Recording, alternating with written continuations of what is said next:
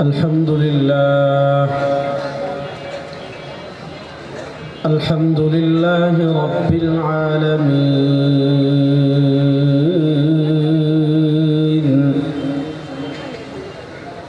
والعاقبة للمتقين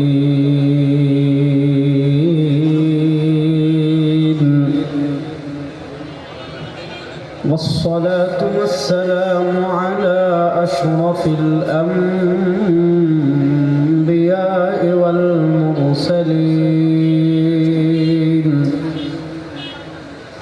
وعلى آله وأصحابه أجمعين.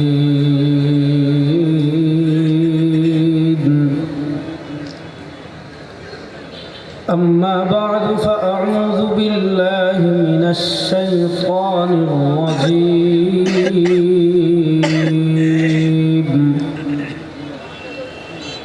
بسم الله الرحمن الرحيم.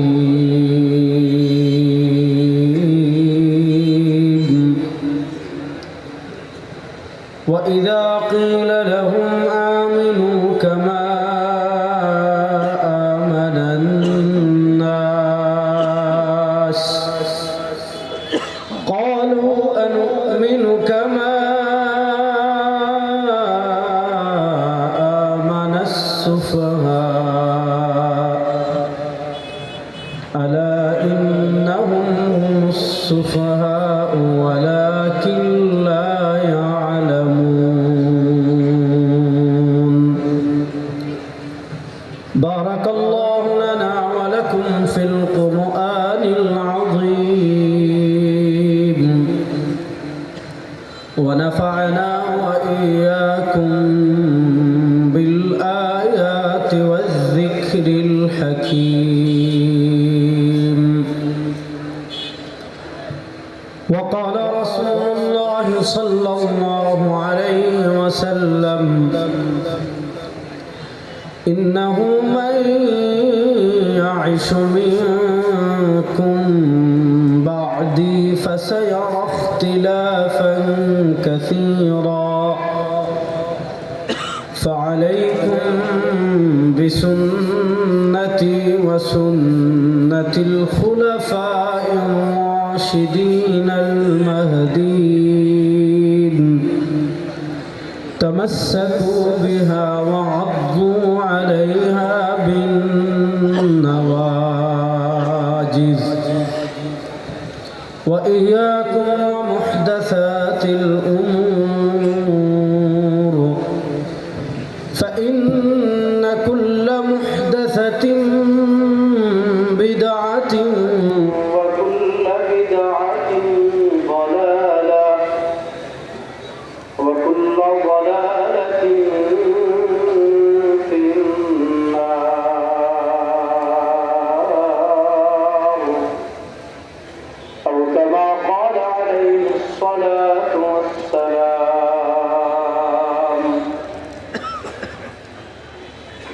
আল্লাহ রাব্বুল আলামিন লাখ কোটি শুকরিয়া আদায় করছি বাংলাদেশের ঐতিহ্যবাহী চট্টগ্রাম ঐতিহ্যবাহী জামিয়া ইসলামিয়া মেহেরিয়া মুহিবুল ইসলাম মাদ্রাসার আজকের এই আজিম শান বার্ষিক জলসায় বার্ষিক সভায় আল্লাহ রাব্বুল আলামিন আমাদেরকে দুনিয়ার সকল কাজ থেকে তারিক করে আল্লাহ আমাদেরকে এই জান্নাতের বাগানে আসার বসার কথা বলার কথা শোনার তৌফিক দান করেছেন। আমরা সবাই একবার আল্লাহ রাব্বুল ইজ্জত ওয়াল জালালের দরবারে কালিমাতুশ শুকর আদায় করি আলহামদুলিল্লাহ। আমি প্রথমে অত্যন্ত শ্রদ্ধার সাথে স্মরণ করছি এ শতাব্দীর বাংলাদেশের সবচেয়ে প্রভাবশালী আলেম আপনাদের রাঙ্গুনিয়ার কৃতি সন্তান বাংলাদেশের নাস্তিকবাদ বিরোধী আন্দোলনের প্রাণ পুরুষ এই মাদ্রাসার যিনি পৃষ্ঠপোষক ছিলেন শেখুল ইসলাম আল্লামা শাহ আহমদ শফি রাহিমাহুল্লাহকে আল্লাহ রাব্বুল ইজ্জত ওয়াল জালাল হযরতের কবরকে জান্নাতের টুকরা বানিয়ে দেন। আমিন। আল্লাহ হযরত আমাদেরকে জান্নাতুল ফিরদাউসের উচ্চ মাকাম নসিব করেন। আমিন। আল্লামা শাহ আহমদ শফি রহমতুল্লাহ আলাইহি ওনার পীর এবং শায়েখ ছিলেন শেখুল আরবি ওয়াল আজম সৈয়দ হুসাইন আহমদ মাদানী নব্বরাল্লাহু মারকাদাহু। হুসাইন আহমদ মাদানী নব্বরাল্লাহু মারকাদাহুর শায়েখ ছিলেন শেখুল মাহমুদ হাসান দেওবন্দি রাহিমাহুল্লাহ। তার শায়েখ ছিলেন কাসিমুল উলুম হুজ্জাতুল ইসলাম কাসিম নবভী রাহিমাহুল্লাহ। তার শায়েখ ছিলেন সৈয়দুত তাইবা হাজী ইমদাদুল্লাহ মুহাজির মক্কি রাহিমাহুল্লাহ। তার পীর ছিলেন শহীদ বালাপুর সৈয়দ আহমদ শহীদ বেরলভী রাহিমাহুল্লাহ। তার শায়েখ ছিলেন। তার শায়েখ ছিলেন শাহ আব্দুল আজিজ মুহাদ্দিস দেহলভী রাহিমাহুল্লাহ। তার থেকে হলেন শাহ ওয়ালিউল্লাহ মুহাদ্দিস দেহলভী রাহিমাহুল্লাহ। শেখুল আরবি ওয়াল আজম সৈয়দ হুসাইন আহমদ মাদানী নব্বরাল্লাহু মারকাদাহু, তার ভিতর যে কয়েকটা গুণ ছিল, তিনি বড় মুহাদ্দিস ছিলেন, তিনি বড় পীর ছিলেন, তিনি বড় মুজাহিদ ছিলেন, ব্রিটিশ বিরোধী আন্দোলনের নেতা ছিলেন, নেতৃত্ব দিয়েছেন। আল্লাহ তার শায়েখের ভিতর যতগুলো গুণ ছিল, আল্লাহ শেখুল ইসলাম আল্লামা শাহ আহমদ শফি রাহিমাহুল্লাহর ভিতর সব গুণ দিয়েছিলেন। হযরত শেখুল ইসলাম আল্লামা আহমদ শফি রাহিমাহুল্লাহ যখন দারুল দেওবন্দ করতে গিয়েছেন আল্লামা হুসাইন আহমদ মাদানী রাহিমাহুল্লাহর কাছে, আমি বিভিন্ন জায়গায় ঘটনা বলি।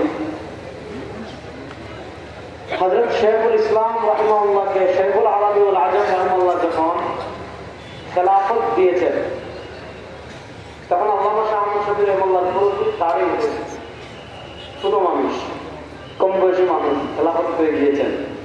আর তখনকার খেলাফত মানে আমাদের আপনাদের এই চট্টগ্রাম কেন্দ্রিক আপনারা খেলাফত করলে যা বুঝেন যে বাবার মাজারে নিয়ে মহিষ দরজা দিয়ে দিলে, অথবা বাবার মাজারে ছাগল কটা দিয়ে দিলে, অথবা উরুসের প্যান্ডেল দিয়ে দিলে, অথবা 4, 15, 16, 17টা বিরাটির ব্যবস্থা করলে খেলাফত পেয়ে যাবেন, এগুলো ওই খেলাফত না।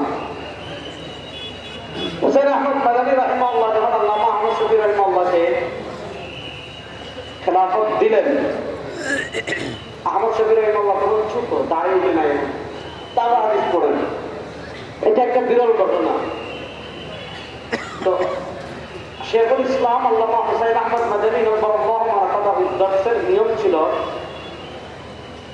যে কেউ প্রশ্ন করলে লিখিত প্রশ্ন করতে হবে, মুখে কোনো প্রশ্ন করা যাবে না। দর্সের শেষে একজন দর্শক শেষে প্রশ্ন করেছে, হযরত आप बच्चों को इजाजत देना शुरू कर दिया? हजरत এখন কি আপনি বাচ্চাদেরকে খেলাফত মানে আহমদ শফি রাহিমাহুল্লাহ নাম নেয় নাই, কিন্তু প্রশ্ন করে একটু খুঁজা মেরেছে যে হযরত आप इस वक्त बच्चों को खिलाफत देना शुरू कर दिया? যে হযরত আপনি এই সময় কি বাচ্চাদেরকে খলিফা খেলাফত ইজাজত দেওয়া শুরু করেছেন? हजरत शेखुल इस्लाम रहमतुल्लाह बोलें, शायद तुमने अहमद शफी के बारे में सवाल किया, আমার মনে হচ্ছে তোমরা আহমদ শফির ব্যাপারে আমার কাছে প্রশ্ন করেছো যে আমি তাকে খেলাফত দিয়েছি কেন। শোনো, তোমরা এখন তাকে ছোট দেখছো, আমি আমার অন্তর দৃষ্টি দিয়ে দেখছি। ইত্তাকু ফিরাসাতাল মুমিন, হাদিস বুখারী শরীফের হাদিসে আসছে, ইত্তাকু ফিরাসাতাল মুমিন, আল্লাহর ওয়ালি মুমিন খাঁটি বান্দা যারা আছে তাদের ফিরাসাত থেকে বেঁচে থাকো, অন্তর দৃষ্টি থেকে বেঁচে থাকো। ফাইন্নাহু ইয়ানজুরু বিনুরিল্লাহ, আল্লাহর নূরে তাদের হৃদয় আলোকিত থাকে, তারা সামন দেখতে পান, ভবিষ্যৎ দেখতে পান, কি হবে কি হবে না তাহল করতে পারেন, অনুধাবন করতে পারেন। হযরত মাদানী রাহিমাহুল্লাহ বলেন, আরে তোমরা আহমদ শফির ব্যাপারে আমার কাছে প্রশ্ন করেছো, আমি দেখতে পাচ্ছি অদূর ভবিষ্যতে পুরো বাংলাদেশের মানুষ তার পিছনে দৌড়াচ্ছে। কি প্রেম করেন না সুবহানাল্লাহ, একটু জুড়ে বলেন। আমি দেখতে পাচ্ছি পুরো বাংলাদেশের মানুষ তার পিছনে দৌড়াচ্ছে। হযরত শেখুল ইসলাম রাহিমাহুল্লাহ ইন্তেকাল করেছেন। হযরত শেখুল ইসলাম রাহিমাহুল্লাহ ইন্তেকাল করেছেন 1371 হিজরিতে, 73 হিজরিতে। আল্লাহ রাব্বুল ইজ্জত ওয়াল জালাল 1371 হিজরির আগে তিনি ভবিষ্যৎবাণী করে গিয়েছেন, 1373 হিজরির আগে তিনি ভবিষ্যৎবাণী করে গিয়েছেন। আমি দেখতে পাচ্ছি তার পিছনে বাংলাদেশের সবাই দৌড়াচ্ছে। আল্লাহ তার ইন্তেকালের 60-70 বছর পরে 2013 সালে নাস্তিকবাদ বিরোধী আন্দোলন বাংলাদেশে যখন হয়েছিল, আপনারা জানেন এই শাহবাগ এটা সাধারণ কোনো প্রজেক্ট ছিল না, এটা পুরো ইন্ডিয়ান র এবং মোসাদের সাজানো একটা প্রজেক্ট ছিল। বাংলাদেশ থেকে পরিকল্পিতভাবে ইসলামকে মাইনাস করার জন্য, বাংলাদেশ থেকে পরিকল্পিতভাবে ইসলামী নেতৃত্বকে মাইনাস করার জন্য, বাংলাদেশ থেকে পরিকল্পিতভাবে কোরআন সুন্নাহ বিরোধী বিষদগারকে জাতীয়ভাবে রাষ্ট্রীয়ভাবে প্রতিষ্ঠা করার জন্য এবং টোটাল ইসলাম পন্থাকে কোণঠাসা করার জন্য কোটি টাকা ব্যয় করে আমাদের দেশে যে প্রজেক্ট তৈরি করেছিল, সেই প্রজেক্টের নাম ছিল শাহবাগ। তখন বলা হয়েছিল এক সরকার তাকে গণভবনে আর আরেক সরকার তাকে শাহবাগে, এক সরকার হাসিনা আর আরেক সরকার ইমরান সরকার, তখন বলা হয়েছিল। এবং দেখা যেত ইমরান সরকার শাহবাগ থেকে হুকুম দিচ্ছে পতাকা তুলতে হবে, সবাই সচিবরা গাড়িতে পতাকা তুলে, পতাকা নামাতে হবে সবাই পতাকা নামায়, মোমবাতি জ্বালাতে হবে সবাই মোমবাতি জ্বালায়, লাঠি মিছিল, লাঠিতে মশাল জেলে মিছিল বের করতে হবে সবাই মিছিল বের করে।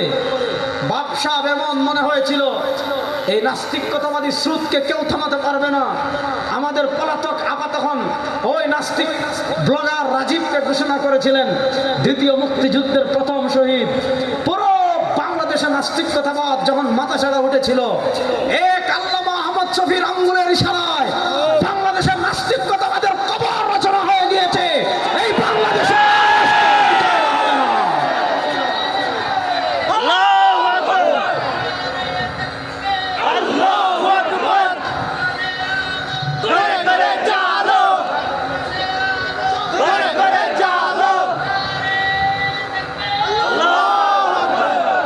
শেখুল ইসলাম শেখুল আরবি ওয়াল আজম হুসাইন আহমদ মাদানী নব্বরাল্লাহু মারকাদাহু বলেছিলেন, আমি দেখতে পাচ্ছি তার পিছনে পুরো বাংলাদেশের মানুষ দৌড়াচ্ছে। 2013 সালে দেখা গিয়েছে বাংলাদেশ দুই শিবিরে বিভক্ত হয়ে গিয়েছিল। এক শিবির শাহবাগী শিবির, আরেক শিবির মুসলমানের শিবির, এক শিবির নাস্তিকতাবাদের শিবির, আরেক শিবির হলো সরওয়ারে দু আলমকে যারা মহব্বত করে, তাদের সরওয়ারে দু আলমকে যারা মহব্বত করে তাদের দল। এক দল ছিল হিজবুশ শয়তান, শয়তানের দল, আর আরেক দল ছিল হিজবুল্লাহ, আল্লাহর বাহিনী। আল্লাহর বাহিনীর যিনি নেতৃত্ব দিয়েছিলেন তিনি আল্লামা শাহ আহমদ শফি রহিমাহুল্লাহ। আপনি বলতে পারেন আল্লামা আহমদ শফি রহিমাহুল্লাহ দুনিয়া থেকে বিদায় নিয়েছেন, আমাদের মাথার উপর থেকে তার ছায়া চলে যাওয়ার 4 বছর হয়েছে। তিনি আমাদের মাথার উপর কত বড় ছায়া ছিলেন, তিনি পুরো বাংলাদেশের মুসলিম উম্মাহ মিল্লাতের জন্য কত বড় ছায়া ছিলেন। আল্লামা আহমদ শফি রহিমাহুল্লাহ চলে যাওয়ার পর প্রত্যেকটা কদমে কদমে কদমে কদমে কদমে কদমে আমরা তার শূন্যতা অনুভব করছি। কিন্তু দুনিয়ার নিয়ম, সবাইকে যেতে হবে। আমাদের নবীও দুনিয়া থেকে বিদায় নিয়েছেন, আল্লামা আহমদ শফি রহিমাহুল্লাহ বিদায় নিয়েছেন। কিন্তু আল্লামা আহমদ শফি রহিমাহুল্লাহ 2013 সালে শাপলা চত্বরে যে আঙ্গুল লুচিয়ে গিয়েছিলেন, এই আঙ্গুল বাংলাদেশ যতদিন থাকবে সেই আঙ্গুল ততদিন থাকবে। এই বাংলাদেশে আল্লামা আহমদ শফির চেতনা আছে কিনা, আল্লামা আহমদ শফির মিশন আছে কিনা, এটা বুঝতে হলে বাংলাদেশে যখন কোন নাস্তিক মাথা উঁচু করে দাঁড়াইতে চাইবে, যখন কোন নাস্তিক বেঈমান সরওয়ারে দু আলমের ইজ্জতের উপর আঘাত করবে, আল্লাহর নবীর চরিত্রের উপর আঘাত করবে, ইসলাম নিয়ে কটূক্তি করবে, আল্লামা আহমদ শফি বাংলাদেশে যে চেতনা জাগ্রত করে গিয়েছেন, এই বাংলাদেশে এখন আল্লামা আহমদ শফির চেতনা চলবে। নাস্তিকতাবাদের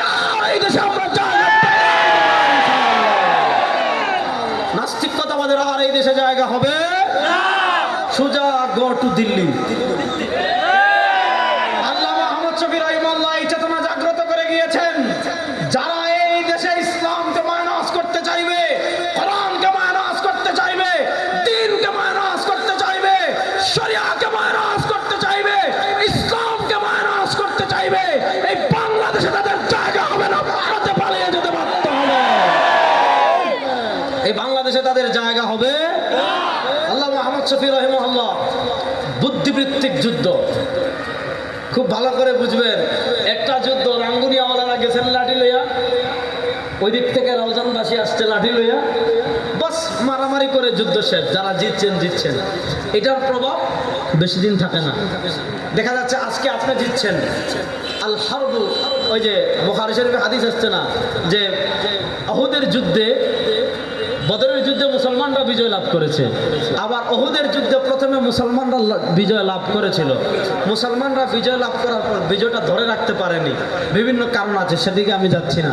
তখন আবু সুফিয়ান উহুদ ময়দানে বলেছিলেন যে ওয়াল হারবু সিজান, মানে যুদ্ধটা পরিবর্তন হয়। আগের যুদ্ধে আপনারা জিতছেন, আমাদের 70 জনকে মারছিলেন, আজকে আপনাদের 70 জনকে শহীদ করে গেলাম। তো যুদ্ধ পরিবর্তিত হয়। আপনারা রাঙ্গুনিয়ার মানুষ আজকে জিতছেন লড়াই করে, আবার হতে পারে আগামী সপ্তাহে বা আগামী বছর আরেকটা যুদ্ধ হবে, ওই যুদ্ধে আপনার রাউজানবাসী জিতবে, আবার তারপরে আপনারা জিতবেন, মানে সম্মুখ সমরে এভাবে এই যুদ্ধ হয়। আরেকটা হলো বুদ্ধিবৃত্তিক যুদ্ধ, চিন্তাগত যুদ্ধ। আমার কথাটা যুবকরা খুব ভালো করে বুঝবে। চিন্তাগত যুদ্ধে যদি আপনি পরাজিত হয়ে যান, এই যুদ্ধে কাটিয়ে ওঠা অনেক কঠিন। চিন্তা যুদ্ধ মানে আপনার চিন্তা চেতনা এসে বিজয়ী হয়ে গিয়েছে, আপনার ভিতর তাদের কোনো চিন্তা পুশ করে দিয়েছে, আপনার ভিতর তাদের কোনো আদর্শ পুশ করে দিয়েছে, আপনার মধ্যে তাদের ইজম পুশ করে দিয়েছে। যদি এইটা হয় যে তারা তাদের কোনো ইজম বা মতবাদ আপনার ভিতর পুশ করে দেয়, এটা হলো সমস্যা। বাংলাদেশকে নিয়ে আমাদের পাশের যে রাষ্ট্র আছে, আপনারা জানেন আধিপত্যবাদী একটা রাষ্ট্র আমাদের পাশে আছে। বাংলাদেশের যুবকরা খুব ভালো করে মাথায় রাখবেন, এদেশের সবচেয়ে বড় শত্রু ভারত। এদেশের সবচেয়ে বড় শত্রু কারা? মুখ খুলে বলেন, আমাদের সবচেয়ে বড় শত্রু কারা? তা আমি যেই কথাটা বলছিলাম, কথা বলেন, হ্যাঁ সমস্যা নেই। আমি যে জিনিসটা আপনাদেরকে বোঝাতে চাচ্ছি, বাংলাদেশে তারা দীর্ঘদিন থেকে নানা ষড়যন্ত্র করে ইসলামকে মাইনাস করার, নাস্তিকতাবাদকে প্রমোট করার, এবং বাংলাদেশে এত মুসলমান, এত টুপি, এত দাড়ি, এই ইসলাম পন্থাকে মাইনাস করে এদেশকে তুরস্কের মতো বানানোর মতো, এদেশকে উজবেকিস্তান, তার্কিস্তান, তুর্কমেনিস্তানকে বানানোর মতো বিশাল প্রজেক্ট তারা তৈরি করেছিল। তারা চিন্তা করতে পারেনি যেভাবে তারা রাষ্ট্রীয় মদদে বিরিয়ানি খেয়ে, পানি খেয়ে, টাকা খেয়ে, পুরো মিডিয়া কভারেজ দিয়ে যেভাবে বাংলাদেশের সব জায়গায় প্রত্যেকটা বিভাগে, জেলা শহরে এক একটা গণজাগরণ মঞ্চ তৈরি করেছিল। আর পর আলেমদেরকে রাজাকার বলে স্লোগান দেওয়া, দাড়ি টুপিকে মুক্তিযুদ্ধের চেতনা বিরোধী প্রমাণ করা, দাড়িকে অপমান করা, টুপিকে অপমান করা, পাঞ্জাবিকে অপমান করা, আলেমকে অপমান করে একটা শ্রেণীর মাথায় তারা এই চিন্তা বদ্ধমূল করে দিতে চেয়েছিল। কোন চিন্তাটা বদ্ধমূল করে দিতেছিল? যে দাড়ি মানি স্বাধীনতা বিরোধী, টুপি মানি স্বাধীনতা বিরোধী, পাঞ্জাবি মানি স্বাধীনতা বিরোধী, দাড়ি মানি রাষ্ট্র বিরোধী, টুপি মানি রাষ্ট্র বিরোধী, পাঞ্জাবি মানি রাষ্ট্র বিরোধী। এই যে তারা এক বুদ্ধিবৃত্তিক যুদ্ধ তৈরি করেছিল, এই বুদ্ধিবৃত্তিক যুদ্ধে তাদেরকে প্রবল ভাবে যিনি পরাজিত করেছিলেন, এই বুদ্ধিবৃত্তিক যুদ্ধে সারা নাস্তিক পাড়া, আমেরিকা, ইউরোপ, ভারত, সারা নাস্তিক পাড়াকে যিনি এক হাতের আঙ্গুলের টালমাটাল করে দিয়েছিলেন, এবং এক হাতের আঙ্গুলের ইশারায় টেকনাফ থেকে তেতুলিয়া পর্যন্ত সারা বাংলাদেশের মানুষের ভিতর রাসূল প্রেম যিনি জাগ্রত করেছিলেন, তিনি আর কেউ নন, আমাদের নেতা আল্লামা শাহ আহমদ শফী। আল্লাহ রাব্বুল ইজ্জত ওয়াল জালাল নবী করিম সাল্লাল্লাহু আলাইহি ওয়াসাল্লামের পাশে যেন তাকে জান্নাতে জায়গা দান করেন, সবাই বলেন আমিন। তো আল্লামা আহমদ শফী রাহিমাহুল্লাহর স্মৃতিধন্য এলাকায় এসে প্রথম যে বিষয় আমি নসিহত করব, সে বিষয় হলো আল্লামা আহমদ শফী রাহিমাহুল্লাহর জীবন থেকে আমাদের 1 নম্বর শিক্ষা। আল্লামা আহমদ শফী রাহিমাহুল্লাহর জীবন থেকে আমাদের 1 নম্বর শিক্ষা হলো যে ইসলাম বিরোধী কোনো শক্তি তারা যত চক্রান্ত করুক, দিন শেষে তাদের চক্রান্ত পরাজিত হবে। মুসলমানরা যদি পূর্ণভাবে একতাবদ্ধ হয়ে মাঠে নেমে যায়, তাদেরকে পরাজিত করবে পৃথিবীতে এমন কোনো শক্তি নাই।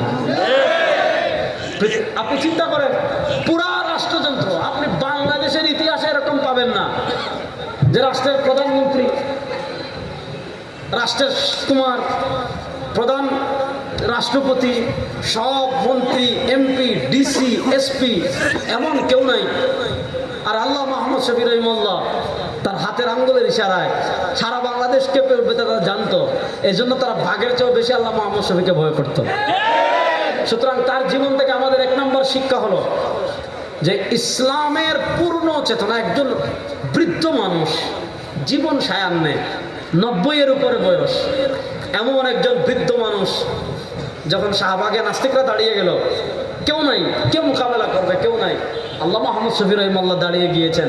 তো আমাদের শিক্ষা নিতে হবে, যদি আমরা আল্লাহর জন্য দাঁড়িয়ে যাই, আমাদের বাহ্যিক উপকরণ না থাকতে পারে, আমাদের সৈন্য না থাকতে পারে, আমাদের মিডিয়া থাকতে না পারে, আমাদের পুলিশ, এসপি, ডিসি, সেনাবাহিনী না থাকতে পারে, কিন্তু বুদ্ধিবৃত্তিক যুদ্ধে যদি আমরা নেতৃত্বের আসনে বসে যাই, আল্লাহর উপর তাওয়াক্কুল করে মাঠে নেমে যাই, ইনশাআল্লাহ আমাদের কেউ পরাজিত করতে পারবে না। 2 নম্বর, তিনি আমাদের কাছে যে চেতনা রেখে গিয়েছেন, তিনি আমাদের কাছে যে আমানত রেখে গিয়েছেন, সে আমানতের নাম হুব্বে রাসূল। সে আমানতের নাম কি? রাসূলের ভালোবাসা। বলেন, সে আমানতের নাম কি? দেখেন, আপনাদের চট্টগ্রামের মানুষ রাসূলের ভালোবাসা মানে কি বুঝে জানেন? আপনাদের চট্টগ্রামের মানুষ রাসূলুল্লাহ সাল্লাল্লাহু আলাইহি ওয়াসাল্লামের ভালোবাসা মানে বুঝে আপনি মহিষ 10-15টা জবে করবেন আর বিশাল খাবার রান্না করে খাবার খাবেন। আপনাদের চট্টগ্রামের মানুষ রাসূলুল্লাহ সাল্লাল্লাহু ভালোবাসা মানে কি বুঝে? যে আপনি মেহেরিয়ার এলাকার আশেপাশে যত মিষ্টি আছে সব খেয়ে ফেলবেন। ভালোবাসা মানে বুঝে যে আপনি বিশাল একটা মিছিল করবেন। আর মিষ্টি খাওয়া যায়, খান, আমার কোনো সমস্যা নেই, হালাল খাবার, যত ইচ্ছা খান, তবে ডায়াবেটিস হওয়ার সম্ভাবনা আছে, যাদের ডায়াবেটিস আছে কম খাবেন। আপনি মিছিল করতে চাচ্ছেন, করেন, কিন্তু এগুলার সাথে ইশকে রাসূলের কোনো সম্পর্ক নাই। আমি যে বিষয়টা, আপনি হালাল খাবার সারা দুনিয়ার সব খান, কোনো সমস্যা নাই, মিছিল করেন, কোনো সমস্যা নাই, মহিষ জবাই করে তাবারক রান্না করে খান, এটা হালাল খাবার, খান, আপনাকে কে বাধা দিবে? হারাম তো না। হ্যাঁ, যদি গায়রুল্লাহর নামে মান্নত করে জবাই করেন, আপনি মহিষ জবাই করেছেন পীরের নামে, গরু জবাই করেছেন পীরের নামে, ছাগল জবাই করেছেন পীরের নামে, মুরগ জবাই করেছেন পীরের নামে, হাঁস জবাই করেছেন পীরের নামে। শুনেন, যদি কোনো পশু, ওয়ালা তাকুলু মিম্মা লাম ইযকার ইসমুল্লাহ আলাইহি, আল্লাহর নাম ছাড়া অন্য কারোর নামে যদি কোনো পশু জবাই করা হয়, ওই পশু খাওয়া মুসলমানের জন্য হারাম। বলেন, ওই পশু খাওয়া মুসলমানের জন্য খুলে বলেন, আল্লাহর নাম ছাড়া অন্য কারো নামে যদি কোনো পশু জবাই করা হয়, ওই পশুর গোশত খাওয়া মুসলমানের জন্য হালাল না হারাম? সুতরাং খবরদার, পীরের নামে কোনো প্রাণী মান্নত করা যাবে? পীরের নামে কোনো প্রাণী মান্নত করা যাবে? পীরের নামে কোনো প্রাণী জবাই করা যাবে? মান্নত করবে একমাত্র কার নামে?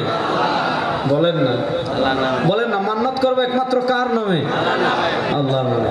তো আল্লামা আহমদ শফি রাহিমাহুল্লাহর জীবন থেকে আমাদের দ্বিতীয় যে শিক্ষা, আল্লামা আহমদ শফি রাহিমাহুল্লাহ থেকে আমাদের দ্বিতীয় যে শিক্ষা হলো, আমাদের পুরো জীবনে রাসূলুল্লাহ সাল্লাল্লাহু আলাইহি ওয়াসাল্লামের আজমত এবং মহব্বত ধারণ করতে আমরা প্রস্তুত আছি তো ইনশাআল্লাহ? কারা কারা প্রস্তুত আছি দেখি তো ইনশাআল্লাহ? আল্লাহ আমাদের সবাইকে কবুল করেন, সবাই বলেন আমিন। আল্লাহ আহমদ শফি রাহিমাহুল্লাহর জীবন থেকে আমাদের তৃতীয় শিক্ষা, ইত্তিবাউ রাসূলিল্লাহ সাল্লাল্লাহু আলাইহি ওয়াসাল্লাম। দেখেন, আল্লামা আহমদ শফি রহিমাল্লাহ থেকে আল্লাহ এত বড় খিদমত কেন নিলেন? তিনি একজন প্রকৃত আশিকে রাসূল ছিলেন। আপনারা চট্টগ্রামে আশিকে রাসূল মানে বুঝেন যে 12 রবিউল একটা গাড়িতে উঠে বসবে আর মানুষ পিছনে মিছিল দিবে। আরে বেটা, আল্লামা আহমদ শফি রহিমাহুল্লাহ যদি চাইতেন, সারা বাংলাদেশের মানুষ তার পিছনে ছুটতো। তিনি দেখিয়েছেন, আরে প্রকৃত আশিকে রাসূল কারা? প্রকৃত আশিকে রাসূল আবু বকর। তিনি বলেছিলেন, আয়ান কুসুদ্দিন ওয়া আনা হাইয়ুন, আমার নবীর ইসলামকে কেউ বিকৃত করবে, আমার নবীর শরিয়াতকে কেউ বিকৃত করবে, আমার নবীর রক্তে মাখা ইসলামকে কেউ বিকৃত করবে, আমি জীবিত থাকবো, আবু বকর হতে পারে না। এটা হলো প্রকৃত রাসূলের ইশক। প্রকৃত আশিকে রাসূল ছিলেন আল্লামা আহমদ শফি রাহিমাহুল্লাহ। দেখা গিয়েছে, নাস্তিকরা যখন এই দেশকে নাস্তিকবাদকে ছড়ানোর ষড়যন্ত্র করেছিল, বৃদ্ধ আল্লামা আহমদ শফি মাঠে নেমে এসেছিলেন। এক আঙ্গুলের ইশারায় সারা বাংলাদেশ মাঠে নেমে গিয়েছিল। ওই শাহবাগীর আজকে নাই, শাহবাগীদের নাম নিশানা আছে, কিন্তু আল্লামা আহমদ শফি আছেন কিনা? আল্লামা আহমদ শফি মানে তিনি জীবিত, এটা বলি নাই। আবার লামাজাবিরা পরে বলবে যে আমরা সব বলে গেছে আল্লামা আহমদ শফি জীবিত, এটা বলি নাই। আল্লামা আহমদ শফি রহিমাহুল্লাহ যে চেতনা এবং মিশন বাস্তবায়ন মানে রেখে গিয়েছেন, সেই মিশন বাংলাদেশে আছে না নাই? সেই মিশন কি পরিমাণ আছে আমি একটা উপমা দিই। আল্লামা আহমদ শফি রহিমাহুল্লাহ যখন রাসূল করিম সাল্লাল্লাহু আলাইহি ওয়াসাল্লামকে নিয়ে কটূক্তি করা হয়েছিল, তিনি মাঠে নেমে এসেছিলেন। এখন দেখেন এই যে চেতনা, আল্লামা আহমদ শফি রহিমাহুল্লাহ 2019 সালে সাংবাদিকরা তাকে প্রশ্ন করেছিল, হুজুর হেফাজত আছে না নাই? খুব মনোযোগ দিয়ে বুঝবেন। তাকে প্রশ্ন করেছিল যে হযরত হেফাজত আছে না নাই? আল্লামা আহমদ শফি রহিমাহুল্লাহ দেখেন, আমাদের বুজুর্গরা আমরা মনে করি যে ওরা দুনিয়ার কিছু বুঝেন না। ওই যে হাদিস পড়েছি ফাইন্নাহু ইয়ানজুরু বিনুরিল্লাহ, তিনি জবাব দিয়েছিলেন কি জানেন? হেফাজত আছে কি না এটা যদি পরীক্ষা করতে চান, বাংলাদেশের কোনো নাস্তিককে বলেন রাসূলুল্লাহ সাল্লাল্লাহু আলাইহি ওয়াসাল্লামকে নিয়ে কটূক্তি করতে, অথবা কাউকে বলেন রাসূলুল্লাহ সাল্লাল্লাহু আলাইহি ওয়াসাল্লামের শানে আঘাত করতে, রাসূলুল্লাহ সাল্লাল্লাহু আলাইহি ওয়াসাল্লামের শানে কটূক্তি করলে বুঝবে হেফাজত আছে না নাই। আল্লামা আহমদ শফি রহিমাহুল্লাহর চেতনা আছে না নাই বুঝবেন কেমনে? বাংলাদেশে কোনো বাপের বেটা থাকলে আমার নবীকে নিয়ে কটূক্তি করেন, এখন কটূক্তি করবেন একদম জীবন্ত মাটিতে পুঁতে ফেলবো, কোনো কথা নাই। সরওয়ারে দু আলম সাল্লাল্লাহু আলাইহি ওয়াসাল্লামের সাথে আঘাত করবেন, সরওয়ারে দু আলম সাল্লাল্লাহু আলাইহি ওয়াসাল্লামকে কটূক্তি করবেন। আরে আল্লামা আহমদ শফির এমন হাজারো রুহানি সন্তান আছে, আমরা লাগবে না। গত বছর দেখেছেন ভারতে কোন একজন মহিলা সরওয়ারে দু আলমের সাথে কটূক্তি করেছিল, আমরা বের হওয়া লাগে নাই, আমাদের আগে কলেজ ভার্সিটির ছাত্ররা বের হয়ে গিয়েছে। সুতরাং আল্লামা আহমদ শফির চেতনা বাংলাদেশে এমন ভাবে ছড়িয়ে পড়েছে, এই দেশে সবাই থাকতে পারবে, কিন্তু রাসূল সাল্লাল্লাহু আলাইহি ওয়াসাল্লামকে নিয়ে কটূক্তিকারী কোন নাস্তিক মুরতাদকে আর বাংলাদেশে থাকতে দেওয়া হবে না। কথা ভালো করে বুঝেন। এই হুব্বে রাসূল, তার থেকে আমরা শিক্ষা নেই। হুব্বে রাসূলের চেতনা আমরা ধারণ করব তো ইনশাআল্লাহ। আল্লামা আহমদ শফি রহিমাহুল্লাহ দেখেন, তার জীবন থেকে আরেকটা শিক্ষা আমি বলি। সেটা হলো, আমি বলেছিলাম তার শায়েখ ছিলেন শেখুল আরবি ওয়াল আজম সৈয়দ হুসাইন আহমদ মাদানী নব্বরাল্লাহু মারকাদাহু। আমি হুসাইন আহমদ মাদানী রহিমাহুল্লাহ সম্পর্কে একটু বলি, তারপর আমি, আপনারা বিরক্ত হচ্ছেন না তো? তো আমার ওয়াজ কত শুনছেন, এগুলা শুনেন আজকে। হ্যাঁ, আমি যেটা বলছিলাম, আল্লামা আহমদ শফি রহিমাহুল্লাহর শায়েখ ছিলেন শেখুল আরবি ওয়াল আজম সৈয়দ হুসাইন আহমদ মাদানী নব্বরাল্লাহু মারকাদাহু। আমি বলেছিলাম তার জীবনের যতগুলো দিক ছিল সব আল্লামা আহমদ শফি রহিমাহুল্লাহর ভিতর আছে। একটা করে বলি। শেখুল ইসলাম আল্লামা হুসাইন আহমদ মাদানী রহিমাহুল্লাহ, আমি বলেছিলাম ব্রিটিশ বিরোধী আন্দোলনের প্রাণ পুরুষ ছিলেন। শেখুল ইসলাম আল্লামা আহমদ শফি রহিমাহুল্লাহ বাংলাদেশের নাস্তিকতাবাদ বিরোধী আন্দোলনের প্রাণ পুরুষ ছিলেন। আল্লামা আহমদ শফি রহিমাহুল্লাহর জীবনের শেষ একটা তামান্না ছিল, আল্লামা আহমদ শফি রহিমাহুল্লাহর জীবনের শেষ একটা তামান্না ছিল, তিনি বার এই কথা বলেছেন। এবং তার জীবন সায়ান্নে যতজন আলেম তার কাছে আসতেন, সব আলেমকে তিনি একটা কথা বলতেন। আল্লামা আহমদ শফি রহিমাহুল্লাহ, আল্লাহ তাকে নিয়ে গিয়েছেন, যদি আল্লাহ তাকে আরো 2-3-4 বছর হায়াত দিতেন তাহলে তিনি এই মিশনেও সফল হতেন। সেটা আল্লামা আহমদ শফি রহিমাহুল্লাহর একটা বড় মিশন ছিল, কাদিয়ানীদেরকে রাষ্ট্রীয়ভাবে অমুসলিম ঘোষণা করা। এই কাদিয়ানীরা, নাস্তিকরা যেমন নবীর দুশমন, মনোযোগ, নাস্তিকরা যেমন নবীর দুশমন, কাদিয়ানীরাও তেমন নবীর দুশমন। বলেন না, বেগুন কথা কম। মানে নাস্তিকরা যেমন নবী করিম সাল্লাল্লাহু আলাইহি ওয়াসাল্লামের দুশমন, কাদিয়ানীরাও তেমন নবীর। আল্লামা আহমদ শফি রহিমাহুল্লাহ নাস্তিকতাবাদ বিরোধী আন্দোলনের প্রাণ পুরুষ ছিলেন। তার একটা মিশন ছিল কাদিয়ানীদেরকে রাষ্ট্রীয়ভাবে মুসলিম ঘোষণা করা। আপনারা জানেন বাংলাদেশে পরিবর্তন হয়েছে, এই পরিবর্তিত বাংলাদেশে কাদিয়ানীদেরকে রাষ্ট্রীয়ভাবে আইন করে, গেজেট পাশ করে কাদিয়ানীদেরকে রাষ্ট্রীয়ভাবে অমুসলিম ঘোষণা করা হয়। এটা আপনারা চান কি চান না? কারা কারা চান? নারায়ে তাকবীর, নারায়ে তাকবীর। আচ্ছা, এটা নিয়ে আমাদের বড়রা মশলা করবেন, এই বিষয়ে আমি কথা বলবো না। তার পীর সাহেব ছিলেন ব্রিটিশ বিরোধী আন্দোলনের নেতা, তিনি নাস্তিকতাবাদ বিরোধী আন্দোলনের নেতা। তার পীর একজন বড় হাদিস বিশারদ ছিলেন। দেখেন আমাদের বাংলাদেশে এত মুহাদ্দিস, এখন অবশ্য 2-4 জন আছেন, বাকি সবাই ইন্তেকাল করেছেন, যারা সরাসরি হুসাইন আহমদ মাদানী রাহিমাহুল্লাহর কাছে বুখারী পড়েছেন। আল্লামা মুশাহিদ বাইয়ামপুরী রাহিমাহুল্লাহ তার ছাত্র, আল্লামা আব্দুল করিম শাইখে কৌড়িয়া তার ছাত্র, আল্লামা নুরুদ্দিন গহরপুরী রাহিমাহুল্লাহ তার ছাত্র। এরকম হাজার হাজার মুহাদ্দিস মুহাদ্দিস আছেন, যাদের তালিকা আছে, তারা বৈচিত্র্যের মাঝে ঐক্যের সুর। মুসাইদ মাদানী রহিমাল্লাহ একটা জীবনী আছে, আমার বুখারীর উস্তাদ আল্লামা কাজী মুতাসিম বিল্লাহ রহিমাল্লাহ লিখেছেন, ওখানে সবার নাম আছে। তো শেখুল ইসলাম শেখুল আরবুল আজম হুসাইন আহমদ মাদানী রহিমাহুল্লাহ যেমন অনেক বড় মুহাদ্দিস ছিলেন, তার কাছে হাজার হাজার মানুষ বুখারী শরীফ পড়েছে। আল্লামা আহমদ শফি রহিমাহুল্লাহ, তার কাছে বাংলাদেশে কত মানুষ বুখারী শরীফ পড়েছে এবং তার কাছে বুখারী পড়ে কতজন শাইখুল হাদিস হয়েছে, এটা আমি বলতে পারবো না, কারণ তিনি হাটাজারিতে দীর্ঘদিন কতদিন বুখারী পড়িয়েছেন তাও আমার জানা নাই। তা আমি আশা করব যে আল্লামা আহমদ শফি রহিমাহুল্লাহর ফরজন যারা আছেন, তার আত্মীয় স্বজন যারা আছেন, তার নিকটাত্মীয় যারা আছেন, তার ছাত্র যারা আছেন, আমরা দেখি বহির্বিশ্বে যারা আছেন, তাদের অনেক বড় বড় জীবনী ছাপা হয়। Sheikh Abdul Fattah Abu Ghudda রহিমাহুল্লাহ, ইমদাদুল ফাত্তাহ বিআসানিদ ওয়া মারওয়ায়াত শেখ আব্দুল ফাত্তাহ, কত বিশাল জীবনী, সমৃদ্ধ জীবনী বের হয়েছে। আমাদের ভারতের যারা আছেন, মুফতি শফি রহিমাহুল্লাহর কতগুলো জীবনী আছে। ইউসুফ বিন নূর রহিমাহুল্লাহ নাফআতুল আম্বার, কাশ্মীর রহিমাহুল্লাহ নাফআতুল আম্বার আল হায়াতুল আনওয়ার, ইউসুফ বিন নূর রহিমাহুল্লাহর একটা সংখ্যাই আছে আল বালা বিন নূর রহিমাহুল্লাহর সংখ্যা। সব বড় বড় আলেমদের সমৃদ্ধ জীবনী আছে। আল্লামা আহমদ শফি রহিমাহুল্লাহ এদেশে ইসলামী আন্দোলনের, নাস্তিক্য বিরোধী আন্দোলনের পথিকৃৎ। আমরা চাই তার নিকটাত্মীয় যারা আছেন, আল্লামা আহমদ শফি রহিমাহুল্লাহর চেতনা এবং মিশনকে পরবর্তী প্রজন্মকে এবং কিয়ামত পর্যন্ত পৌঁছানোর জন্য এগুলার ব্যাপারে তারা সচেষ্ট হবেন। বড় বড় বই করবেন, আরবিতে করবেন, ইংরেজিতে করবেন, বাংলাতে করবেন। তার কাছে কারা বুখারী পড়েছে, তিনি কত বছর বুখারী পড়েছেন, তার কাছে কত হাজার ছাত্র বুখারী পড়েছে, তার কাছে পড়ে কত হাজার ছাত্র হাদিস পড়াচ্ছে, এগুলার তালিকা থাকার দরকার আছে না নাই? বড় আসতে বললেন দেখি, থাকার দরকার আছে না নাই? তাহলে আমরা আজকের এই মাহফিল থেকে একটা প্রস্তাব দিয়ে গেলাম আনাস মাদানী সাহেবের কাছে, ওনারা আবু ইউসুফ সাহেবের কাছে, ওনার আরো যত রোহানি সন্তান আছেন সবার কাছে আমরা একটা প্রস্তাব দিলাম, এরকম একটা সমৃদ্ধ জীবনী গ্রন্থ হযরতের হক, এটা আপনারা চান কি চান না? কারা কারা চান দেখে হাত তোলেন তো। আমাদের সবার সমর্থন সহযোগিতা থাকবে তো ইনশাআল্লাহ। দেখেন, হযরত শেখুল ইসলাম হুসাইন আহমদ মাদানী রাহিমাহুল্লাহ, তিনি অনেক বড় পীর ছিলেন।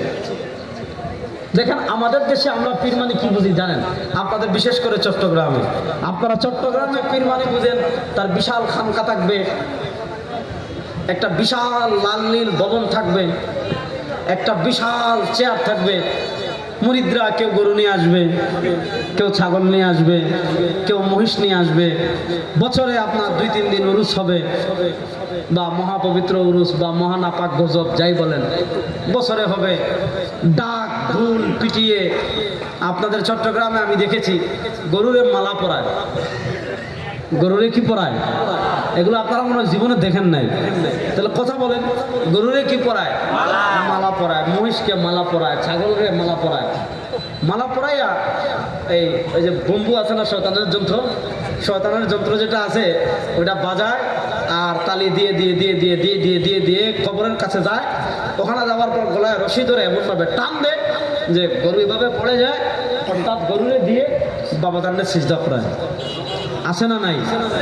আচ্ছা, আমাদের মাথায় মগজ আছে তো নাই?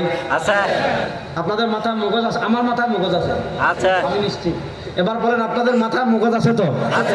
আচ্ছা, আপনার মগজকে আপনি জিজ্ঞাসা করেন, আপনার মগজরে আপনি জিজ্ঞাসা করেন, কোরআন হাদিস তো আছে, কোরআন হাদিসের কথা আমি বললাম না, আপনি আপনার মগজকে জিজ্ঞাসা করেন, এভাবে মালা পরিয়ে গান বাদ্য বাজিয়ে কবরের সামনে নিয়ে গরুকে সিজদা করানো হালাল না হারাম? বড় আসতে বললেন, হালাল না হারাম? আরে কবরে মালা পরিয়ে গরু নেওয়া যদি ইসলামী শরিয়ার বিধান হতো, মনোযোগ দিয়ে বুঝেন, কবরে মালা পরিয়ে গান বাজনা করে গরু নিয়ে যাওয়া যদি ইসলামের বিধান হতো, যে কবরে সরওয়ার দু আলম সাল্লাল্লাহু আলাইহি ওয়াসাল্লাম ঘুমিয়ে আছেন, যে কবর রওদাতুম মিন রিয়াজিল জান্নাহ, যে কবর জান্নাতের বাগান, সারা জাহানের সবচেয়ে শ্রেষ্ঠ মানুষ তাজদারে মদিনা সাল্লাল্লাহু আলাইহি ওয়াসাল্লাম যে কবরে ঘুমিয়ে আছেন, সাহাবায়ে কেরাম সারা দুনিয়ার সবচেয়ে বড় গরু নিয়ে, সাহাবায়ে কেরাম সারা দুনিয়ার সবচেয়ে বড় মহিষ নিয়ে, সাহাবায়ে কেরাম জিনিস, কবরে যদি কোনো কিছু দেওয়া জায়েজ হইতো, সাহাবা একরাম তাদের কলিজা নবীর কবরে দিয়ে দিতেন। কথা বুঝতেছেন? হযরত সিদ্দিক আকবর তার কলিজা দিয়ে দিতেন। আমার ওমর ইবনুল খাত্তাব কত বড় আশিকে রাসূল ছিলেন। যেদিন নবী করিম সাল্লাল্লাহু আলাইহি ওয়াসাল্লামের ইন্তেকাল হয়েছে, প্রসিদ্ধ ঘটনা জানেন। তিনি বলেছিলেন, মান ক্বালা আন্না মুহাম্মদ মাত ফাকাদ কাতাল, তারে যেই বলবো আজকে নবী মারা গিয়েছেন। ওমর পাগলের মতো হয়ে গিয়েছিলেন, বলেছিলেন যেই বলবো নবী দুনিয়া থেকে বিদায় নিয়েছেন, দুনিয়া থেকে তারে হত্যা করে ফেলবো। কত বড় আশিক রাসূল ছিলেন।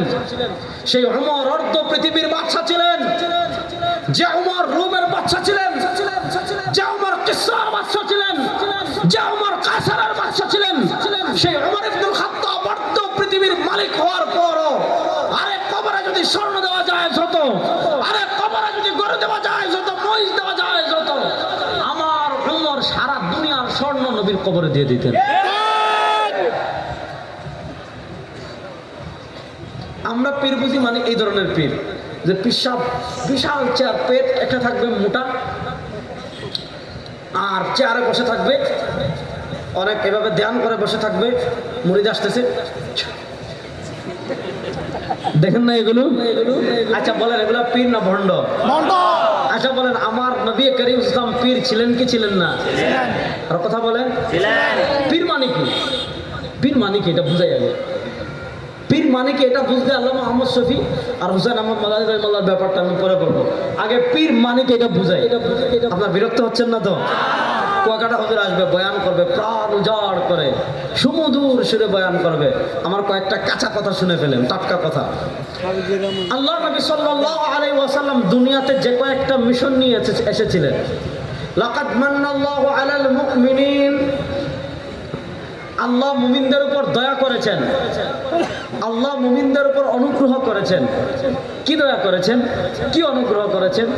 ইয বাআসা ফীহিম রাসূলাম মিন আনফুসিহিম, আল্লাহ তাদের মধ্য থেকে একজন নবী পাঠিয়েছেন। আল্লাহ মুমিনদের উপর অনুগ্রহ করেছেন কি? আল্লাহ তাদের মধ্য একজন রাসূল পাঠিয়েছেন, যিনি কাজ কি, যেই নবীর মিশন কি, সে নবীর দায়িত্ব কি? একটা দায়িত্ব, ইয়াতলু আলাইহিম আয়াতি, কোরআন তিলাওয়াত করবে। আরেকটা দায়িত্ব, ইউআল্লিমুহুমুল কিতাবা ওয়াল হিকমা, কোরআন সুন্নাহ শিক্ষা দিবেন, শরিয়া শিক্ষা দিবেন। আরেকটা দায়িত্ব কি? আরেকটা দায়িত্ব হলো ইউযাক্কিহিম, তাজকিয়া করবেন। কি করবেন? বলেন না, কি করবেন? তাজকিয়া, আত্মশুদ্ধি। কি করবেন? আত্মশুদ্ধি। আত্মশুদ্ধি কি? বুখারী শরীফে হাদিস আসছে, নবী করিম সাল্লাল্লাহু আলাইহি ওয়াসাল্লাম বলেন, আলা ইন্নাল হালালা বাইনুন ওয়া ইন্নাল হারামা বাইনুন ওয়া বাইনাহুমা মুতাশাবিহাত ফামান ইত্তাকা শুবহাত ইস্তাবরা'a লিদীনিহি ওয়া ইরদিহি ওয়া মান ওয়াকা'a ফিশ শুবহাতি ওয়াকা'a ফিল হারামি কাররা'i ইয়ারআ হাওলাল হিমা ইউশিকু আন ইয়াকা ফিহি আলা ইন্না লিকুল্লি মালিকিন হিমান ওয়া ইন্না হিমাল্লাহি মাহারিমুহু আলা ইন্না ফিল জাসাদি লা মুদগা। আল্লাহ আমাদের বাম স্তনের নিচে একটা গোশতের টুকরা রেখেছেন, ইন্না ফিল জাসাদি লা মুদগা। আল্লাহ আমাদের বাম স্তনের নিচে একটা গোশতের টুকরা রেখেছেন। ইদা সালাহাত সালাহাল জাসাদু কুল্লু, এই গোশতের টুকরা ঠিক হয়ে গেলে পুরা শরীর ঠিক। ওয়া ইদা ফাসাদাত ফাসাদাল জাসাদু কুল্লু, এই গোশতের টুকরা যদি নষ্ট হয়ে যায় পুরা শরীর নষ্ট হয়ে যাবে। এই গোশতের টুকরার নাম কি? আলা ওয়াহিয়াল কলব, এই গোশতের টুকরার নাম হলো কলব। হাদিস থেকে বুঝলাম, কলব সুস্থ থাকলে পুরা শরীর সুস্থ, আর কলব নষ্ট হলে পুরা শরীর নষ্ট। প্রশ্ন হলো, কলবে তো জ্বর হয় না, কলবের তো ডায়াবেটিস হয় না, কলবের তো প্রেসার হয় না, কলবের তো তোমার ক্যান্সার হয় না, কলবের তো টিউমার হয় না, কলবের মাথাও ফাটে না, কলবের চোখে প্রবলেম হয় না, চশমাও লাগে না। তাহলে আপনি হাতের অসুস্থতা দেখেন, হাত ভাঙে। আপনি চোখের অসুস্থতা দেখেন, চোখে ব্যথা করে, পানি পড়ে। আপনি পায়ের অসুস্থতা দেখেন, পায়ে ব্যথা করে। আপনার শরীরে অসুস্থতা হলে বুঝেন, অনুভব করেন, কিন্তু কলব কেমনে অসুস্থ হয়? নবী করিম সাল্লাল্লাহু আলাইহি ওয়াসাল্লাম বলেন, কোন মুমিন মুমিন বান্দা যদি একটা কবিরা গুনাহ করে, নুকিতাত ফি কলবিহি নুকতাতুন সাউদা, নুকিতাত ফি কলবিহি নুকতাতুন সাউদা, ওই ব্যক্তির কলবে একটা কালো দাগ পড়ে, একটা কালো দাগ মানে একটা রোগ। আবার গুনাহ করে, আবার কালো দাগ পড়ে, আবার গুনাহ করে, আবার কালো দাগ পড়ে, আবার গুনাহ করে, আবার কালো দাগ পড়ে, আবার গুনাহ করে, আবার কালো দাগ পড়ে। এভাবে যত গুনাহ করে কলবে তত দাগ পড়ে, যত গুনাহ করে কলবে তত দাগ পড়ে, যত গুনাহ করে কলবে তত দাগ পড়ে। দাগ হওয়া মানে অসুস্থ। আপনি কুফর করেছেন, কলব অসুস্থ হচ্ছে। আপনি শিরিক করছেন, কলব অসুস্থ হচ্ছে। আপনি বিদআত করছেন, কলব অসুস্থ হচ্ছে। আপনি মুনকারাত খুরাফাত করছেন, কলব অসুস্থ হচ্ছে। আপনি কবিরা গুনাহ করছেন, কলব অসুস্থ হচ্ছে। প্রশ্ন হলো, কলবের চিকিৎসা আপনি এবার কেয়ারে পাবেন না। কলবের চিকিৎসা আপনি আপনি বাংলাদেশের কোনো হাসপাতালে পাবেন না। কলবের চিকিৎসা লেবেইডে পাবেন না।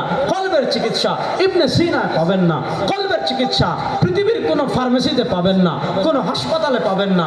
প্রশ্ন হলো, কলব যে রোগাক্রান্ত হয়েছে সেই কলবের চিকিৎসা কে করবেন? আল্লাহ বলেন, ওয়াইউযাক্কিহিম, সরওয়ারে দু আলমকে আমি দুনিয়াতে পাঠিয়েছি। এই সরওয়ারে দু আলম শিরকের কারণে তোমাদের কলব অসুস্থ হয়ে যাবে, কুফরের কারণে তোমাদের কলব অসুস্থ হয়ে যাবে। তিনি ইসলামের আলো দিয়ে, ইসলামের চিকিৎসা দিয়ে, কোরআনের ঔষধ দিয়ে, হাদিসের ঔষধ দিয়ে তোমাদের অসুস্থ কলবকে তিনি সুস্থ করে দিবেন। ব্যাপারটা বুঝেন। আপনার কলব অসুস্থ হলে, নবী ডাক্তার ছিলেন কলবের। শিরিক করেছেন, ঈমানের আলোয় আলোকিত হবে। কুফর করেছেন, ঈমানের চিকিৎসা দিয়ে কলব সুস্থ হবে। বেদাত করেছেন, সুন্নতের চিকিৎসা দিয়ে কলবের চিকিৎসা হবে। এইভাবে কলবের চিকিৎসা নবী ইসলাম করেছেন। এই কলবের চিকিৎসককে আরবিতে বলে মুজাক্কি, আর আমাদের বাংলাতে বলে পীর। শব্দ নিয়ে ইখতিলাফ নেই, শব্দ আপনার যা ইচ্ছা তা বলেন, কিন্তু বুঝেন পীরের কাজ কি? অসুস্থ হৃদয়ের চিকিৎসা করা। শরিয়া না মানার কারণে, বিদআত করার কারণে, মুনকারাত করার কারণে, খুরাফাত করার কারণে, শরিয়া বিরোধী কাজ করার কারণে মানুষের কলব অসুস্থ হবে। তিনি জিকিরের মাধ্যমে, আমলের মাধ্যমে, ইবাদতের মাধ্যমে, সোহবতের মাধ্যমে তার কলবকে সুস্থ করবেন।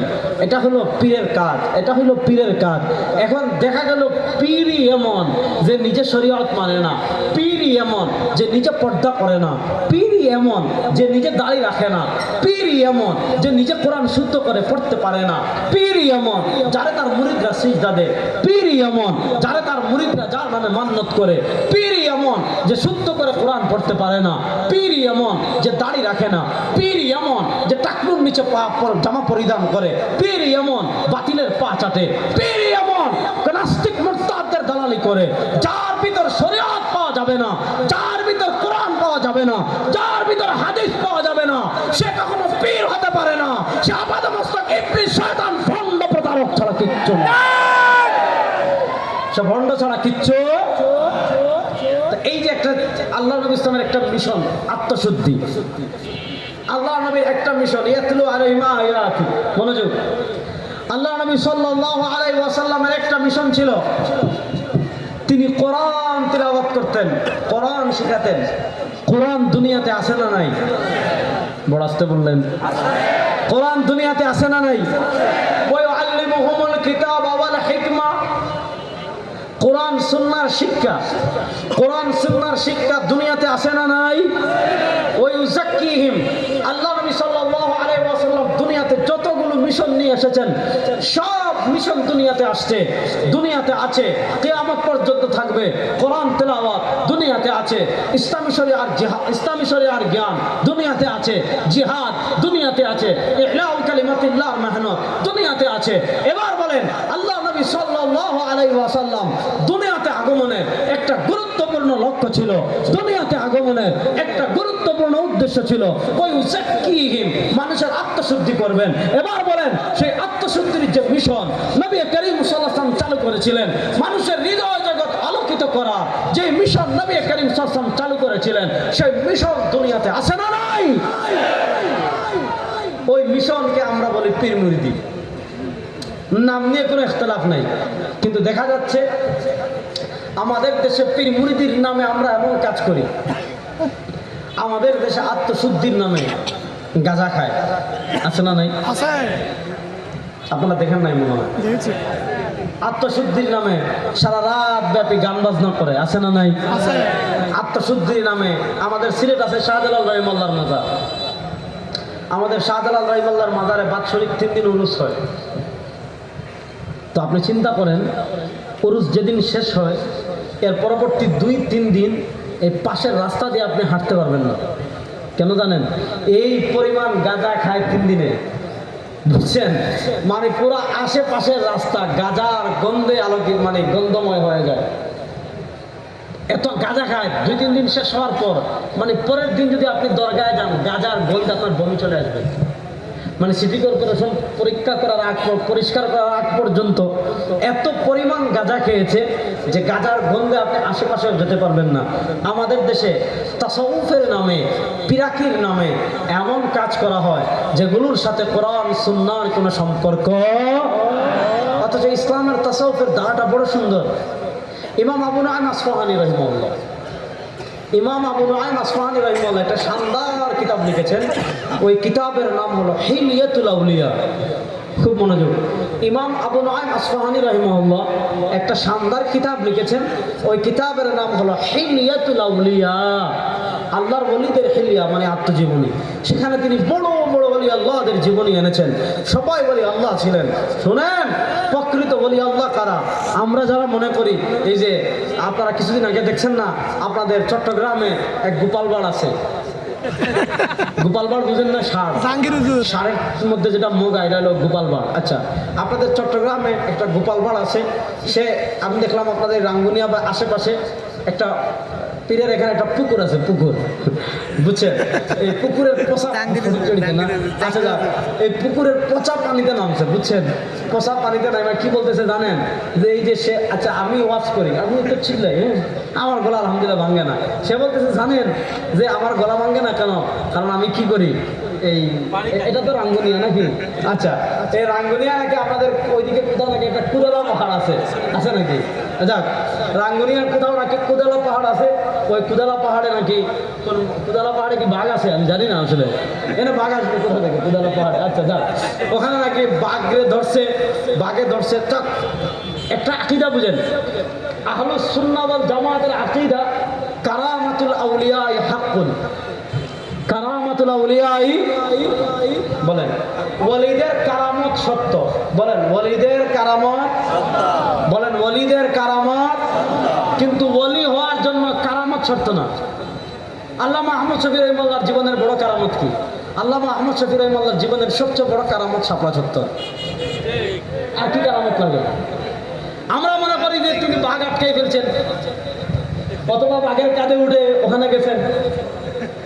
হযরত আশরাফ আলী থানভী রাহিমাহুল্লাহ, আশরাফ আলী থানভী রাহিমাহুল্লাহর কাছে এক ব্যক্তি 2-3 মাস ধরে শুরু করতে, 2-3 মাস পরে তার সন্দেহ হয়েছে, কিরে কোনো কারামত টারামত দেখি না যে বাতাসে উঠবেন অথবা রাত্রে বাঘে উঠে আসবেন, এরকম কোনো কারামত টারামত দেখছে না।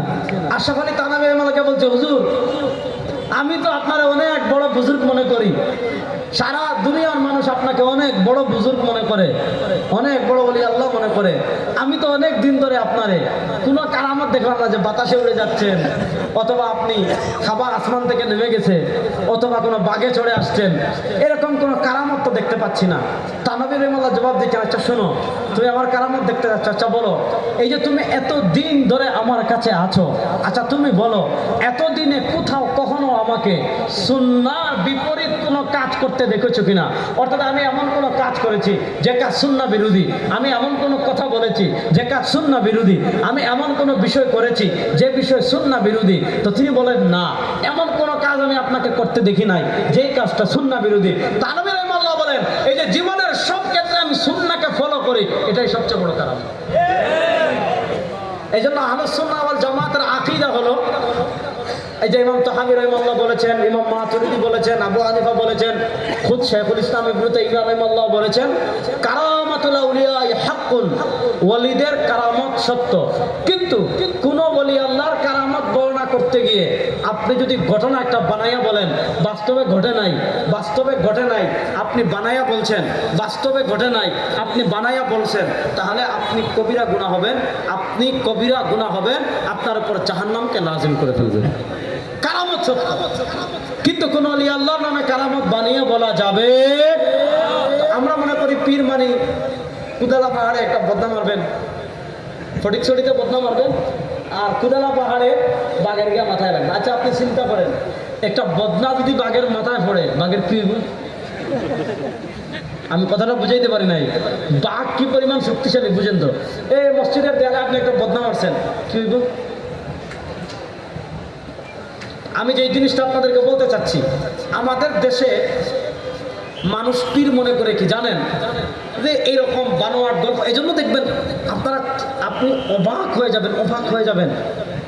চট্টগ্রামের গোপালবাড়দের কথা বাদ দিলাম, আপনি বাংলাদেশের বিভিন্ন উদ্ভট মাজার আছে, বাংলাদেশে উদ্ভট মাজার, গায়েবী মাজার, অর্থাৎ কোনো মাজার ছিল না এখানে, হঠাৎ দিনকে স্বপ্ন দেখছে যে এখানে কোনো অলি আল্লাহ আছেন, বস গায়েবী মাজার বানাই ফেলছে।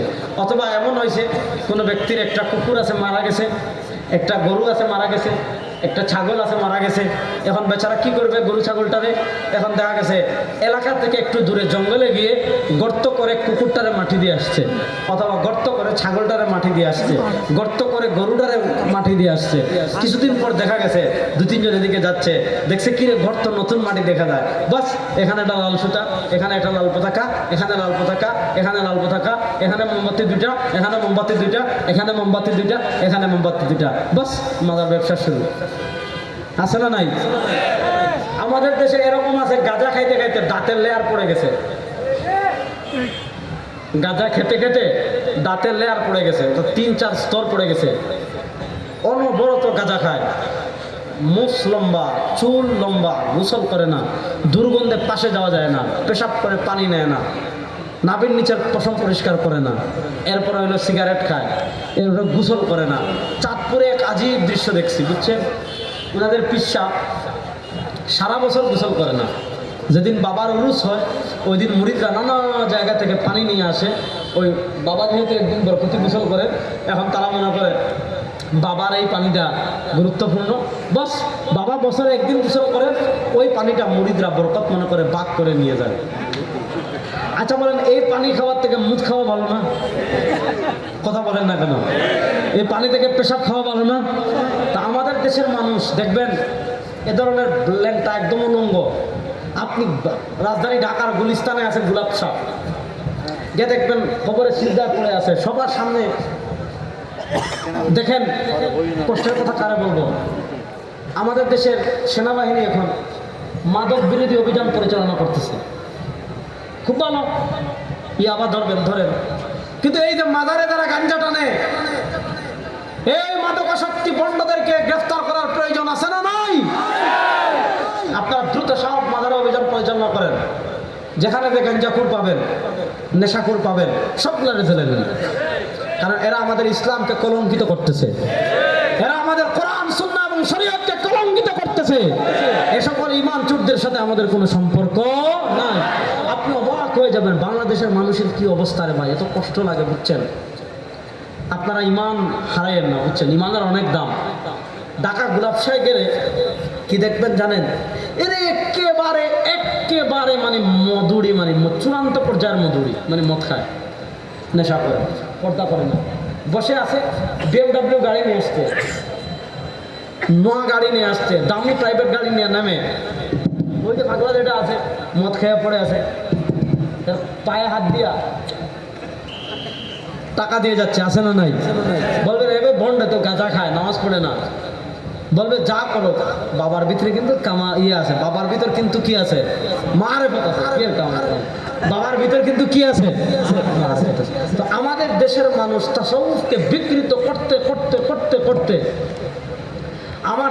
আমাদের দেশের মানুষ পীর মুরিদিকে বিকৃত করতে করতে করতে করতে এমন পর্যায়ে নিয়ে গিয়েছে, এমন স্তরে নিয়ে গিয়েছে, এখন ইসলামী প্রকৃত যে তাসাউফ, প্রকৃতি যে আত্ম التشرف عن مهمات التصوف হাকিমুল উম্মত আল্লামা আশরাফ আলী থানভী রাহিমাহুল্লাহ লেখা কিতাব আছে التشرف عن مهمات التصوف আমাদের বর্তমান জাতীয় মসজিদের খতিব আল্লামা আব্দুল মালিক হাফিজাহুল্লাহ তার লিখিত কিতাব আছে তাসাউফ তত্ত্ব বিশ্লেষণ খুব দামি কিতাব খুব সুন্দর কিতাব আমি আপনাদেরকে যেই কথা বলছিলাম যে ইসলামের প্রকৃত তাসাউফের যে ধারা আত্মশুদ্ধির যে ধারা ওই ইউসাক্কিহিম নবী করিম সাল্লাল্লাহু আলাইহি ওয়াসাল্লাম সাহাবায়ে কেরাম রিদওয়ানুল্লাহি আজমাইনকে আত্মশুদ্ধি করেছেন সাহাবারা তাবেঈদের আত্মশুদ্ধি করেছেন তাবেঈরা তবে তাবেঈরা আত্মশুদ্ধি করেছেন তবে তাবেঈরা আইম্মা মুজতাহিদিনের আত্মশুদ্ধি করেছেন আইম্মা মুজতাহিদিনরা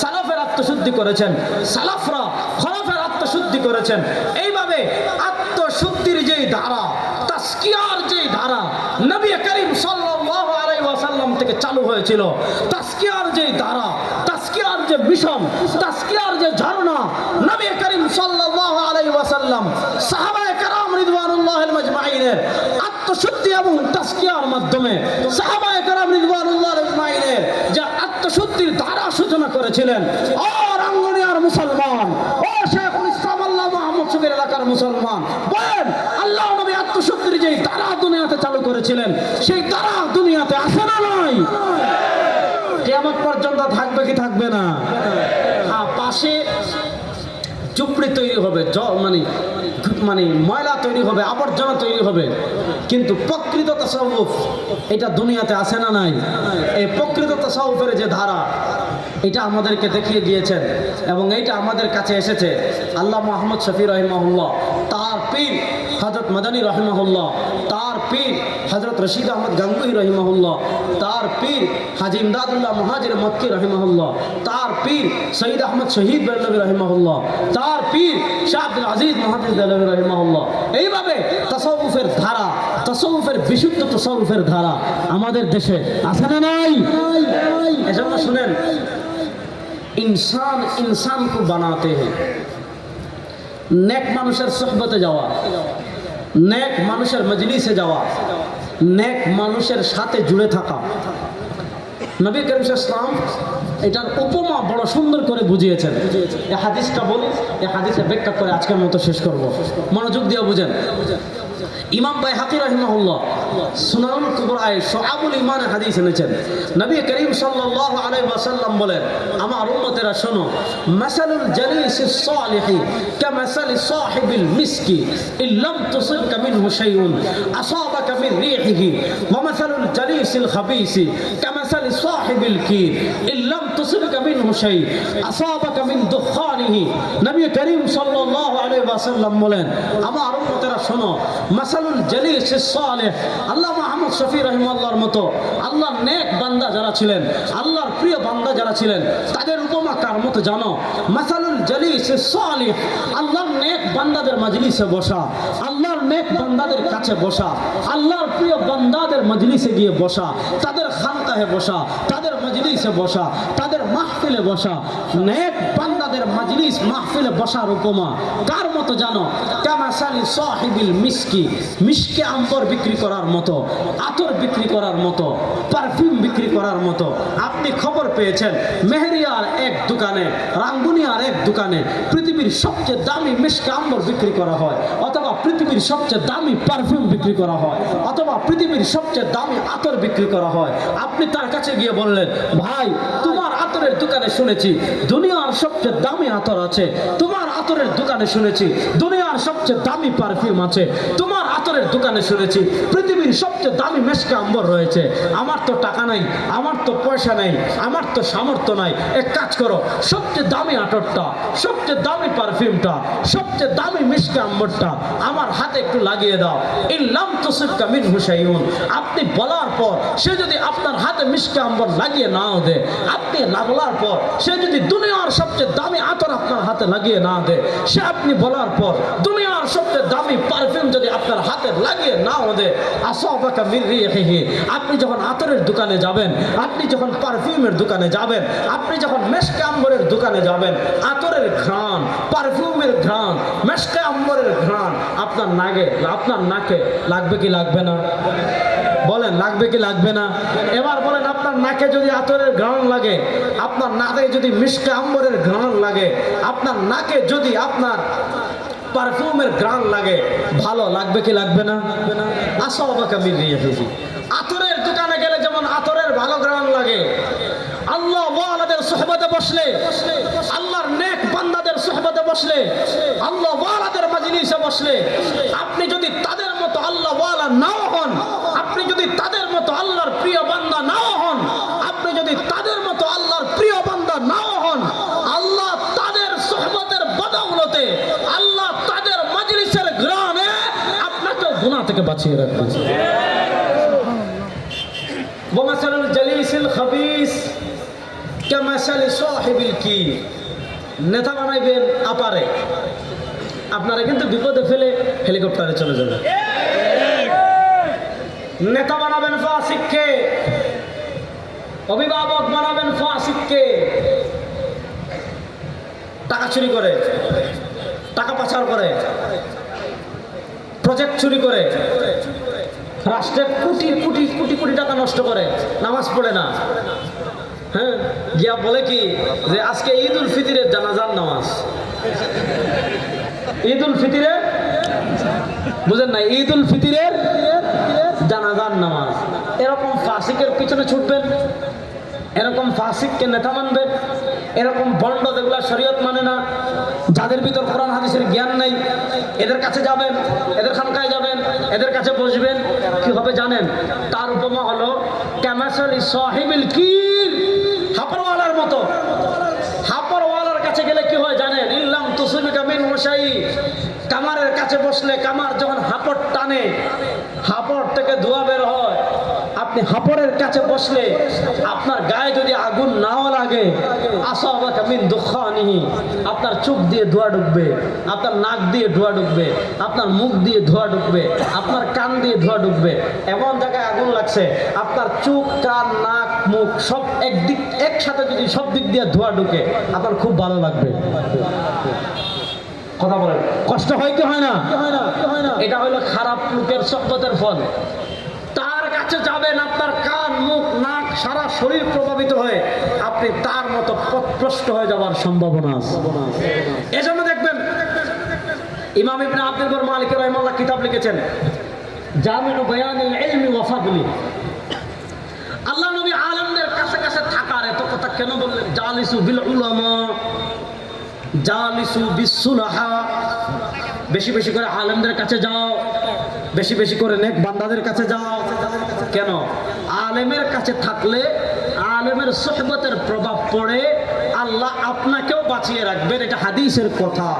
এজন্য দেখবেন দুনিয়ার যত বাতিল ফিরকা আছে, দুনিয়ার যত বাতিল মতবাদ আছে, দুনিয়ার যত বাতিল ফিরকা আছে, তাদের প্রথম একটা অন্যতম মিশন কি থাকে জানেন? তাদের অন্যতম একটা মিশন থাকে জনসাধারণকে, আওয়ামকে আলেমদের থেকে বিচ্ছিন্ন করে দেওয়া। কথা বুঝেন? তাদের অন্যতম টার্গেট থেকে আলেমদেরকে আওয়াম থেকে বিচ্ছিন্ন করে দেওয়া। কারণ আলেমদেরকে যদি আওয়ামদের থেকে বিচ্ছিন্ন করে দেওয়া হয়, আলেমের কাছে হলো রশি। যদি জনসাধারণকে আলেমদের থেকে ছিন্ন করা হয়, আর আলেমদের সাথে তো সম্পর্ক থাকবে না, তারা রশিহীন হয়ে যাবে, যে কোনো সমস্যায় তারা পড়ে যেতে পারে। এজন্য পৃথিবীর সব বাতিল টার্গেট করে যে মানুষদেরকে আলেমদের প্রতি বিতৃষ্ণা করে ফেলি, আলেমদের প্রতি খারাপ ধারণা তৈরি করি, আলেমদেরকে বাজে ধারণা তৈরি করি। যখন মানুষের আলেমদের প্রতি বাজে ধারণা তৈরি হবে, আলেমদের ব্যাপারে খারাপ ধারণা তৈরি হবে, আলেমদের ব্যাপারে শরিয়া বিরোধী ধারণা তৈরি হবে, আলেমদেরকে অনুসৃত মনে করবে না, আলেমদেরকে অনুসরণীয় মনে করবে না, তখন তারা নিজেরা নিজেরা 100 হয়ে যাবে। তার মগজ যেটা ভালো মনে করবে, তার বিবেক যেটা ভালো মনে করবে, তার যুক্তি যেটা ভালো মনে করবে, সে ওইটার উপর আমল করবে। ওই যে কাউসারী রাহিমাহুল্লাহ কিতাব লিখেছেন, আল্লাহ মাযহাবিয়্যা কান্তারাতুল লা দীনিয়্যা। কেউ যদি শিকড় বিচ্ছিন্ন হয়ে যায়, নিজে নিজে নিজে নিজে শরিয়ার সবকিছুর সমাধান করতে শুরু করে, সে যদি মুজতাহিদ না হয়, কোরআন সুন্নাহর গভীর জ্ঞান অর্জন করে মুজতাহিদ না হয়ে সে যদি শরিয়া সম্পর্কে আমল করা শুরু করে, কান্তারাতুল লা দীনিয়্যা। আপনাদের এখানে কাপ্তাই বাদ আছে, মনে করবেন যে নিজে নিজে নিজে নিজে 3.5 হাত হয়ে যাবে, সে ঈমান হারানোর ব্রিজে উঠে গিয়েছে, ব্রিজটা পার হলেই সে ইসলাম থেকে বের হয়ে যাবে। এজন্য আলেমদের সাথে আমরা জুড়ে জুড়ে থাকবো তো ইনশাআল্লাহ। কারা কারা থাকবো দেখে হাত তুলি তো। আলেমদের মজলিসে যাবো তো ইনশাআল্লাহ। শুনেন, এখন আমাদের বুদ্ধিবৃত্তিক যুদ্ধের কথা আমি বলছিলাম, এখনই বয়ান করবেন। আচ্ছা, সিদ্দিকী সাহেব এখন আসবে, ওনার বয়ানের পরে দোয়া হবে। আমি একটা কথা বলছিলাম, এখানে আমাকে বিষয় লিখে দেওয়া হয়েছে, এটা নিয়ে আমি বলতে চাচ্ছি না, তারপরে ওই যে মূল যেটা বললাম যে আলেমদের থেকে বিচ্ছিন্ন করা, এখন নানা নেক সুরতে, নানা নেক পদ্ধতিতে আওয়ামদেরকে কিন্তু আলেমদের থেকে বিচ্ছিন্ন করার ষড়যন্ত্র চলতেছে। আমরা সবাই সতর্ক থাকবো তো ইনশাআল্লাহ। আলেমদের সাথে জুড়ে জুড়ে থাকবো তো ইনশাআল্লাহ। আলেমদের সোহবতে যাবো তো ইনশাআল্লাহ। বন্ডদের ব্যাপারে সতর্ক থাকবো তো ইনশাআল্লাহ। আল্লাহ আমাদের সবাইকে কবুল করুন, সবাই বলে না আমিন।